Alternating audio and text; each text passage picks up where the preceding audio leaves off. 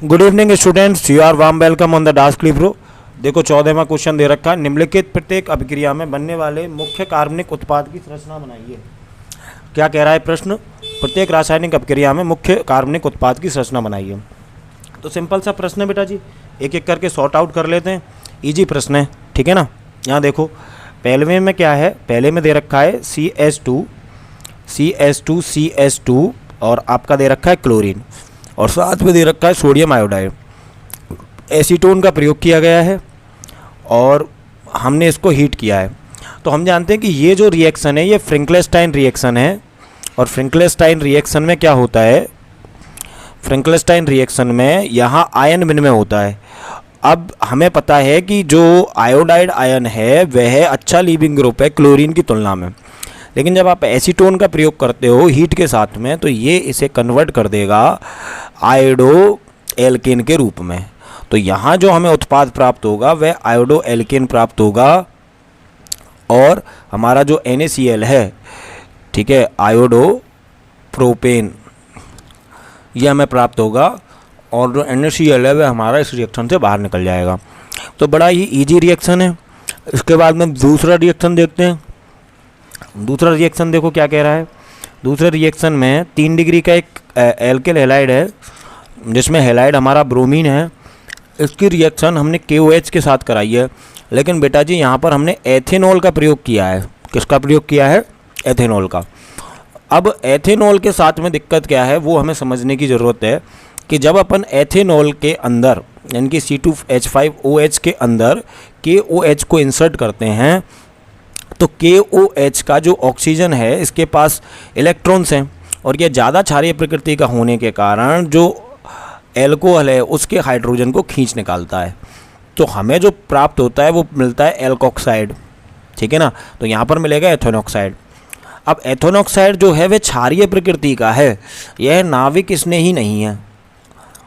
अब नाभिक स्नेही ना होने की वजह से यहाँ नाभिक स्नेही प्रतिस्थापन रिएक्शन SN1 और SN2 इनके चांसेस ख़त्म हो जाते हैं। तो इसमें क्या बनता है, इसमें असंतृप्त कार्बन बनेगी, और कार्बन कहाँ से बनेगी? जहाँ पर बीटा कार्बन होगा। तो ये वाला अल्फा कार्बन हो गया, ये वाला हमारा बीटा कार्बन हो गया।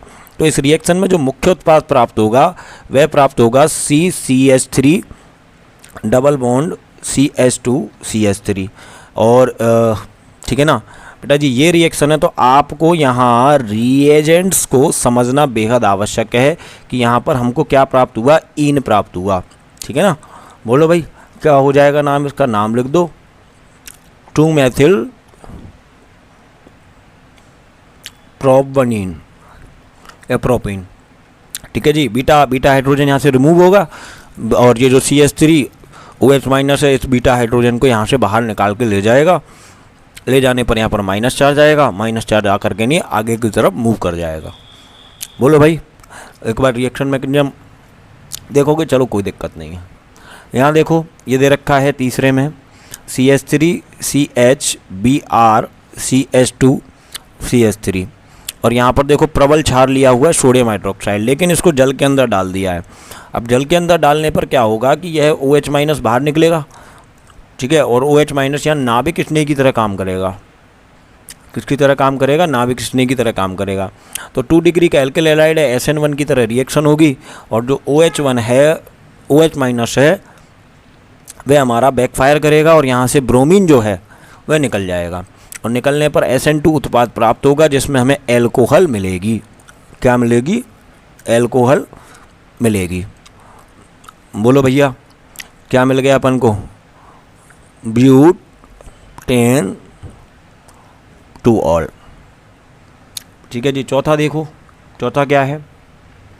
चौथा है CH3CH2Br प्लस डाला हुआ है KCN, और जलीय एथेनॉल के साथ में इस विलयन को बनाया गया है।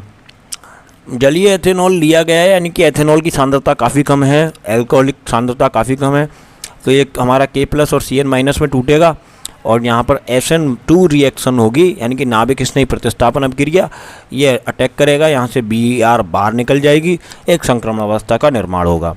तो एंड जो प्रोडक्ट बनेगा वो बनेगा CH3CH2Cn, ठीक है ना।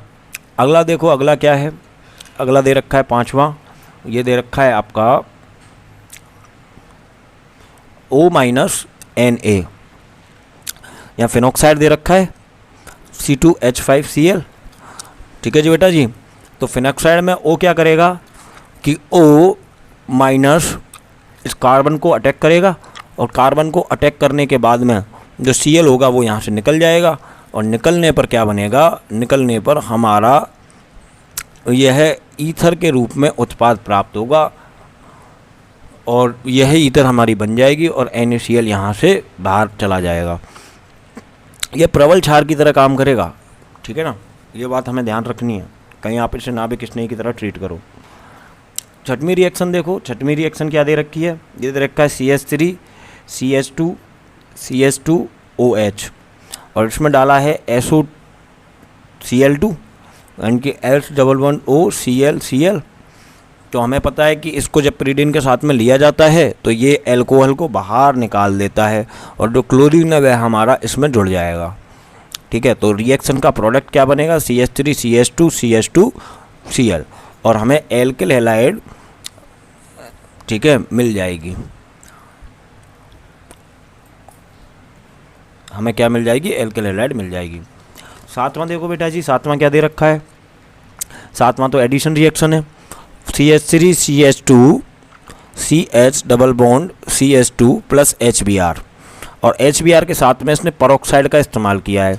अब हम जानते हैं कि पेरोक्साइड हमेशा टूटता है फ्री रेडिकल्स में, तो यहाँ पर जो HBr है वह भी हमारा फ्री रेडिकल्स में टूटेगा, और जब HBr हमारा फ्री रेडिकल्स में टूटेगा तो क्या होगा कि एक इलेक्ट्रॉन इसका और एक इलेक्ट्रॉन इसका, और हमें यहाँ से दो उत्पाद मिलेंगे।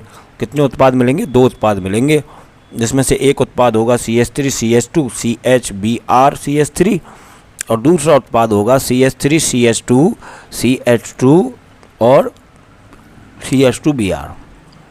ठीक है ना। इसके बाद में आठवां देखिए, आठवां क्या दे रखा है, आठवां दे रखा है CH3 CH double bond C CH3 और CH3।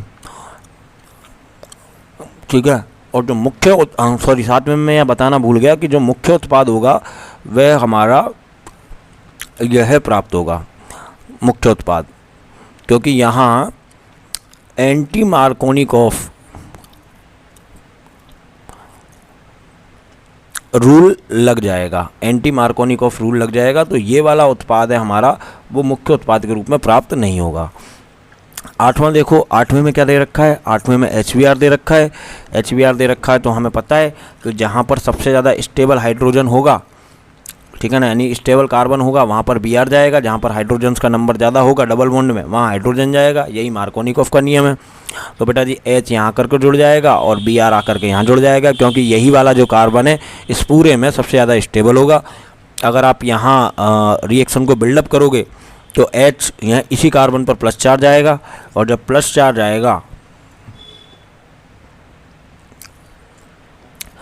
तो सबसे ज़्यादा अल्फा H इसी कार्बन के पास होंगे जो इसे स्थायी बनाएंगे।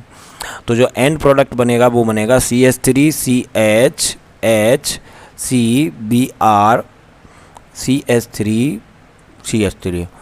यही हमारा क्वेश्चन था। तो चैनल को लाइक सब्सक्राइब करना ना भूलें। मस्त रहें, व्यस्त रहें। मिलते हैं।